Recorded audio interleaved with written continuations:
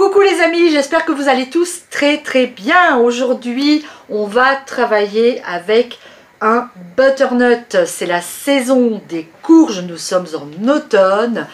Profitez-en. Ces courges magnifiques qui ont poussé au potager. Je crois que la courge butternut est une de mes préférées. En plus aujourd'hui, on va se la faire de façon extrêmement régressive puisqu'on va la transformer en frites. Alors, quand on fait des frites avec des légumes, avec des courges ou d'autres légumes, il ne faut pas s'attendre à avoir des frites aussi croustillantes qu'avec des pommes de terre.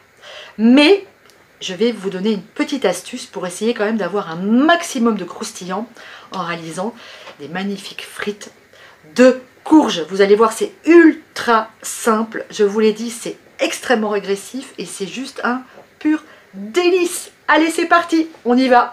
Je vous montre les ingrédients qu'il nous faut pour réaliser des frites de courge butternut. Évidemment, la première chose qu'il va nous falloir, c'est une courge butternut. Ensuite, on va mettre des graines de sésame. Alors moi, j'en trouve des grillées, mais si vous n'en trouvez pas des grillées, vous prenez des graines de sésame classiques. Du curcuma, du sel. Ici, j'ai réalisé un mélange d'épices. Alors, vous faites ce que vous voulez. Là, c'est totale liberté. Moi, j'ai mis plein de choses. Du paprika, des graines de coriandre, plein de l'ail séché, enfin plein de choses. Mais c'est vous qui voyez, vous mettez ce que vous préférez. Ensuite, évidemment, on va travailler avec de l'huile d'olive. Et moi, pour cette recette, je vais utiliser l'huile d'olive de mes partenaires Terra Delissa. La bio, brute et non filtrée. Elle est absolument délicieuse. N'oubliez pas que l'huile d'olive Terra Delissa, vous la trouvez dans toutes les grandes surfaces, dans votre supermarché du coin. Je pense que là où vous faites vos courses, vous pouvez la trouver. Alors, qu'est-ce qu'on va faire? Eh bien, on va tout simplement pour l'instant commencer par couper notre courge butternut. Allez, je commence par lui enlever son chapeau et ensuite, je vais la couper en deux. Alors là, il vous faut de très bons couteaux. Faites attention à vos doigts. On y va. Parfait. Vous voyez, la butternut à l'intérieur, c'est juste un petit rond comme ça, avec les graines. Donc il y a énormément de chair à récupérer, c'est une courge magnifique. Alors pour nos frites, on va prendre cette partie-là et cette partie ici, pour l'instant. Je pense que ça suffira.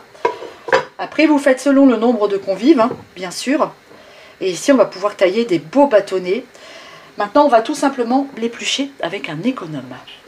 Maintenant, c'est tout simple. Hein. On va couper des tranches de courge qu'on va ensuite recouper pour réaliser des bâtonnets comme ça de frites. Alors, c'est pareil, vous faites la taille que vous voulez. Moi, j'aime bien assez un petit peu épais quand même. Ouais, je trouve ça sympa. Allez, on y va.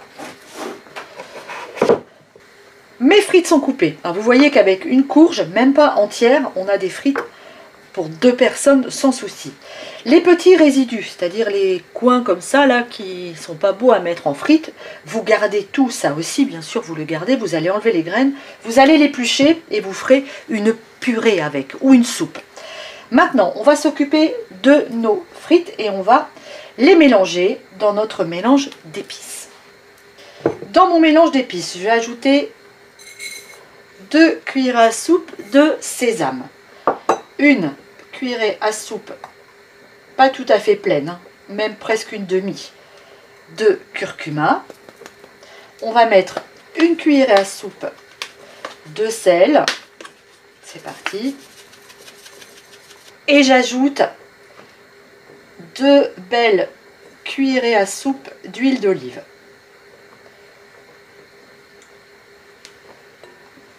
Je vais même en mettre une 3e, parce que j'ai pas mal de frites. C'est parti. Vous faites en fonction des quantités que vous avez. On mélange. Et on va mettre nos frites dans notre mixture. On va bien les enrober. Voilà. Alors, il y a pas mal de recettes sur Internet, sur YouTube notamment, où les gens nous disent mettez dans un sac plastique, secouez, mélangez. Bon, pourquoi pas? C'est une autre méthode. Moi, je préfère dans le saladier. Je trouve que j'arrive mieux à enrober mes frites correctement. Alors j'ai mis mon four à préchauffer à 210 degrés, ce qui correspond à un thermostat 7. Vous voyez, regardez-moi ça comme c'est beau. Magnifique. C'est prêt. Avant d'enfourner, je vais ajouter, je ne vous l'ai pas dit dans les ingrédients, parce que c'est pas obligatoire, mais moi j'aime bien, un petit peu de romarin. Romarin que j'avais fait sécher. Du potager évidemment. Voilà, j'aime bien. Hop, mais vous pourriez très bien mettre de l'origan ou du thym, c'est vous qui voyez. Allez, c'est parti pour environ 25 minutes de cuisson. On regardera un petit peu à mi-cuisson où on en est. Peut-être qu'on les retournera, on va voir. 25 minutes de cuisson. Alors j'ai choisi de les retourner à mi-cuisson. C'est pas du tout obligatoire. J'ai eu envie de le faire, ça m'a permis de les griller vraiment des deux côtés. Regardez-moi ça. Oh, c'est tellement, tellement appétissant. Regardez-moi ces petites merveilles. Alors vous voyez, ça tient, hein. On n'est pas sur des frites ramollo. Pour autant, c'est quand même, je vous l'ai dit, un tout petit peu moins croustillant que des frites de pommes de terre. Mais